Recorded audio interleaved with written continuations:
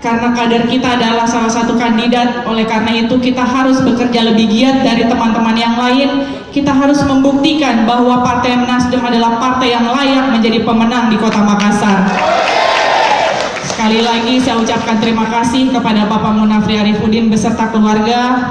Insya Allah kebersamaan kita ini akan terus kita jaga sama-sama. Insya Allah komitmen dari awal akan kita bangun hingga akhir periode nanti. Insya Allah kalau kami terpilih, mudah-mudahan energi positif yang berdua kami punya bisa kami wakafkan untuk Kota Makassar. Kami berdua tidak memiliki tendensi apapun, kami tidak memiliki nafsu untuk menjadi penguasa. Kami hanya benar-benar ingin berikhtiar untuk masyarakat Kota Makassar yang jauh lebih baik. Kami ingin Makassar jauh-jauh lebih baik dari yang ada sekarang ini. Kami berharap doa dan dukungan teman-teman kader Nasdem yang hadir pada hari ini.